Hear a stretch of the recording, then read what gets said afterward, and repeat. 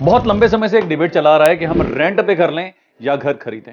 इस पे मैंने डिटेल में एक पहले भी वीडियो बनाया था जिसमें मैंने बहुत एस्पेक्ट्स की बात की थी। आइए आज एक्सेल के माध्यम से समझते हैं कि 20 साल के टेन्योर में क्या घर खरीदना ज्यादा वाइज है या फिर रेंट पे रहना ज्यादा वाइज है। फाइनेंशियली वाइज कौन सा ज्यादा डिसीजन है। बहुत ही ज्यादा इंटरेस्टिंग होने वाली कैलकुलेशन, बहुत इंटरेस्टिंग होने वाला वीडियो और आंखें खुलने वाली है आपकी। बने रहिएगा वीडियो के एंड तक। आइए शुरू करते हैं।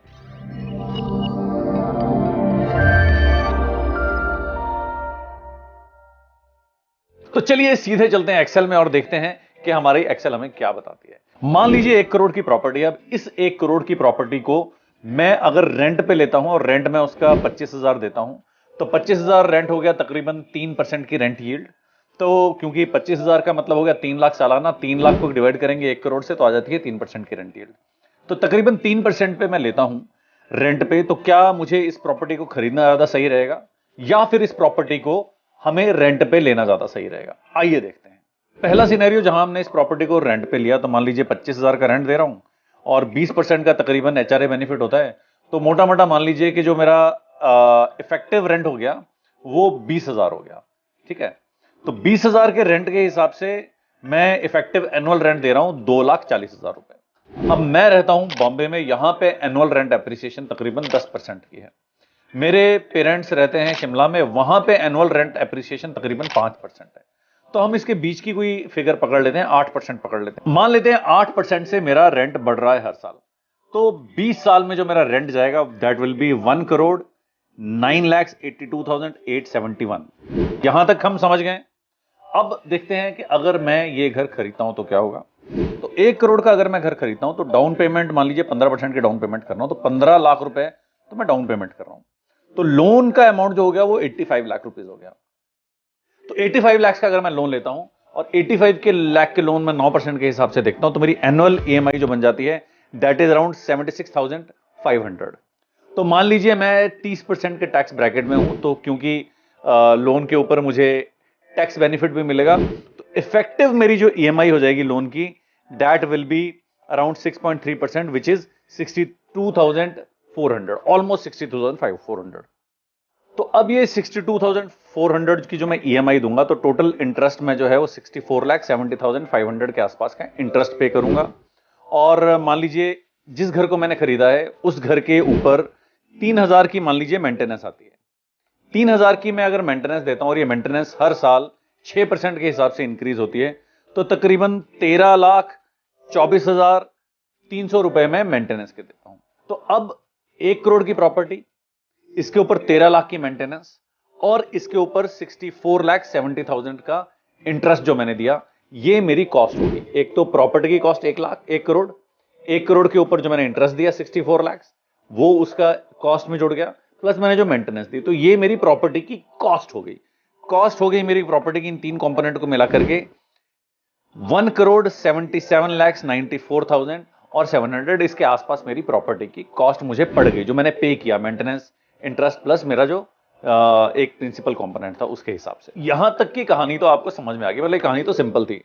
अब ये मान लेते हैं कि मतलब दोनों सिनेरियोज में क्या फायदा क्या नुकसान।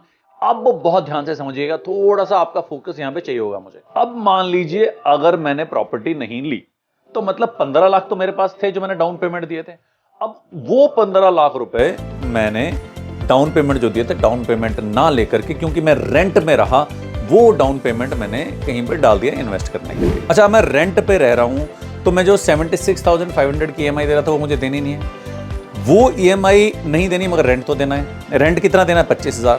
तो 76,500 में से मैं 25,000 माइनस कर देता हूं तो मेरे पास आते हैं 51,477। मतलब अगर 76,477 में से 25,000 में माइनस कर देता हूं तो आते हैं 51,477।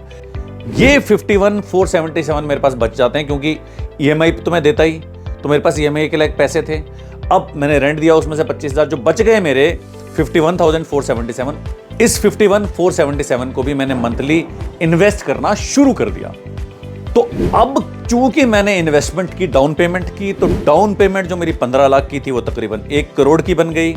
और जो मैंने इन्वेस्टमेंट की थी अपने सिप्स के तौर पे जो मैं मंथली डाल रहा था वो भी मेरी 2,15,64,298 बन गई।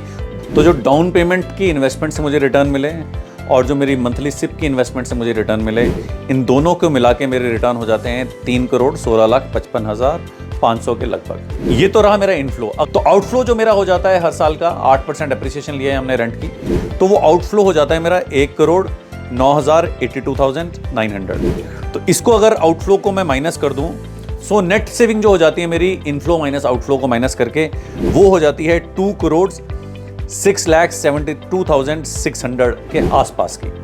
ये होती है तब अगर मैं रेंट पे रहता हूं। मगर अब मैंने प्रॉपर्टी ली है, तो प्रॉपर्टी के भी तो प्राइस एप्रिशिएट होते हैं ना।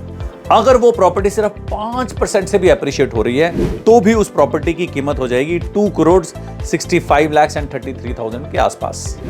थोड़ी देर पहले हमने देखा था कि मेरा जो नेट आउटफ्लो गया था एज पर द प्रॉपर्टी की जो कॉस्ट थी 1 करोड़ रुपए, प्लस मैंने इंटरेस्ट के तौर पे दिए, प्लस जो मेंटेनेंस के तौर पे दिए, वो टोटल आउटफ्लो था 1,77,94,700।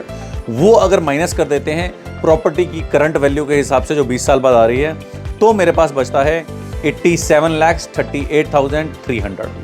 तो अगर मैं रेंट पे रहा और रेंट की वैल्यू जैसे जैसे हमने बोला वैसे वैसे अप्रिशिएट हुई, तो मेरे पास 2 करोड़ बचते हैं। इस सिनेरियो में जो प्रॉपर्टी को बेच करके मेरे पास आता है पैसा, वो तकरीबन 87 लाख आता है।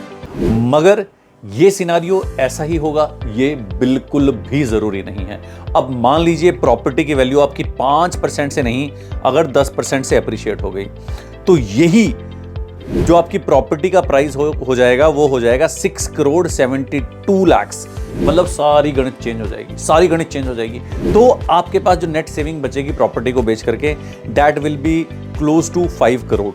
बल्कि आप रेंट में कितनी बच रही थी? 2 करोड़।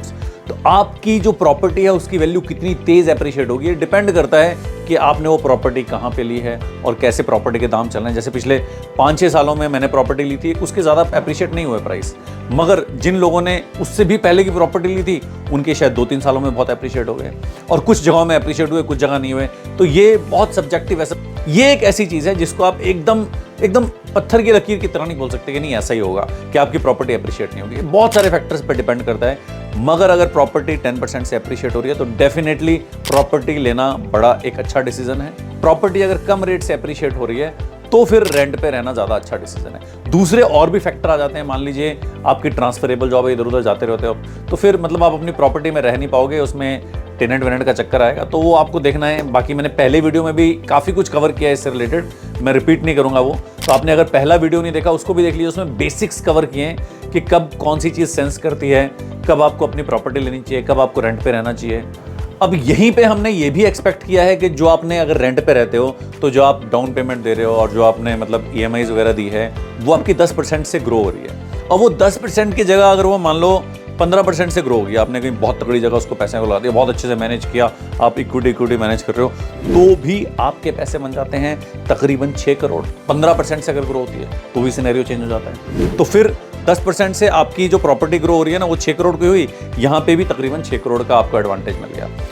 मगर अगर यही आपका ग्रोथ नहीं होती, मान लीजिए स्लगिश ग्रोथ चल रही है, कुछ भी चल रहा है, ये सिर्फ 8% से ही ग्रो होती है, तो आपकी नेट सेविंग एंड में हो जाती है 1,21,00,000 रुपए।